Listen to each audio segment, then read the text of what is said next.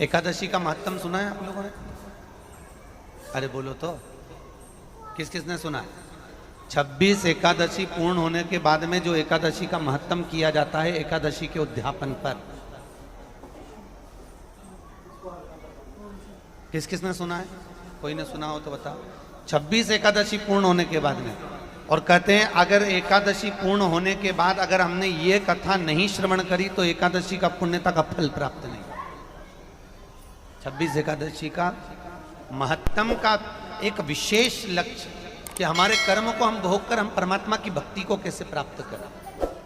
सबसे पहला नियम एकादशी व्रत का सबसे पहला नियम है कि आप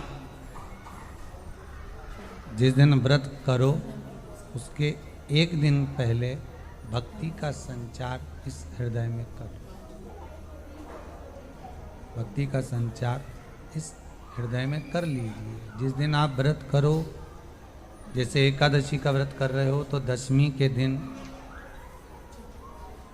शाम का समय जब आवे, रात्रि जब होने लगे, शाम का समय आवे और रात्रि का आप जब भोजन ग्रहण करो तो उस भोजन में कोई ऐसा पदार्थ ग्रहण मत करिए जिस पदार्थ के कारण आपकी एकादशी बिगड़ जाए।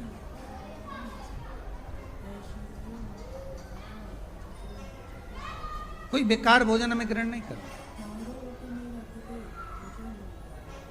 श्रेष्ठ भोजन ग्रहण करिए दशमी। और एकादशी का दूसरा नियम बहुत ध्यान से सुनिएगा।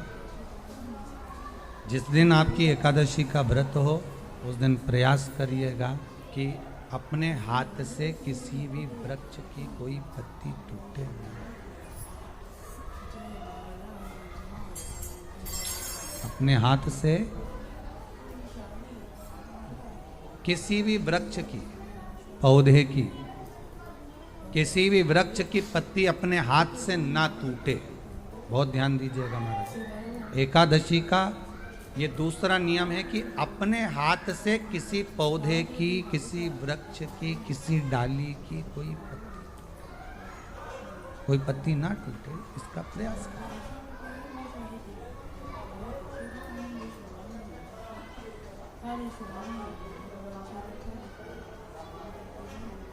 कितना सुंदर व्याख्यान कहा है, कितना सुंदर वर्णन है महाराज कि मात्र एकादशी का व्रत कर लेने पर, मात्र एकादशी का व्रत कर लेने से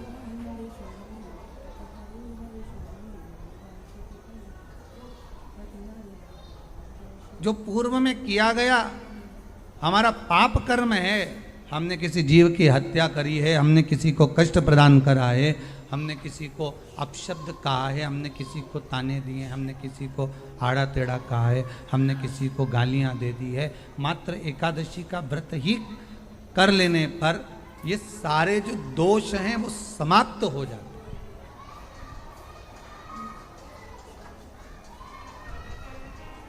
सारे दोष हमारे समाप्ति पर आ जाते हैं।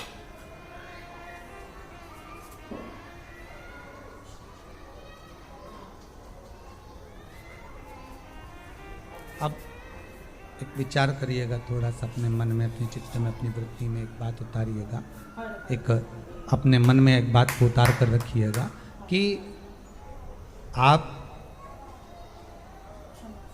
अपने पाप को, अपने पाप कर्म को जिस दिन क्षीण करने वाले हो, समाप्त करने वाले हो, अपने पाप को आप जिस दिन समाप्ति पर लेकर जा रहे हो तो उसके एक दिन पहले आपको प्रसन्नता होना चाहिए कि नहीं होना चाहिए कि कल मेरा पाप कटने वाला, कल मेरा पाप समाप्त होने वाला।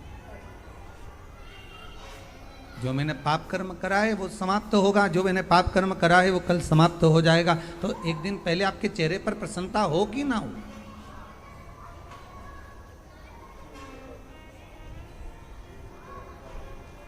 और चेहरे पर वो प्रसन्नता आपके आना चाहिए कि कल मेरा एकादशी का व्रत है, आज दशमी है, कल एकादशी का व्रत है, तो कल मेरी जब एकादशी का व्रत रहेगा तो मेरा ना जाने कितना कितना पाप, कितना असत्य, कितना झूठ, कितना प्रपंच वो समाप्त हो जाएगा। इसमें मुझे प्रसन्नता हो, इसमें मुझे आनंदता हो।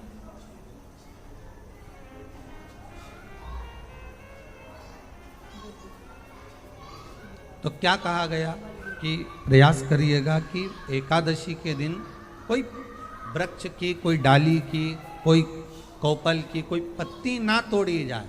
क्यों?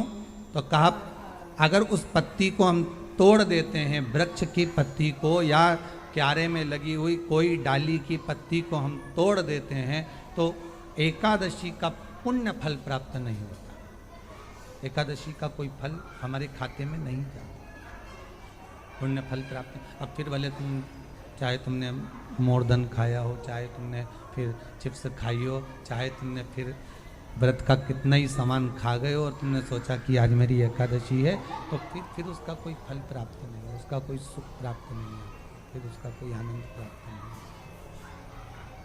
फिर उसमें कोई आनंद की अनुभूति आपको नहीं है।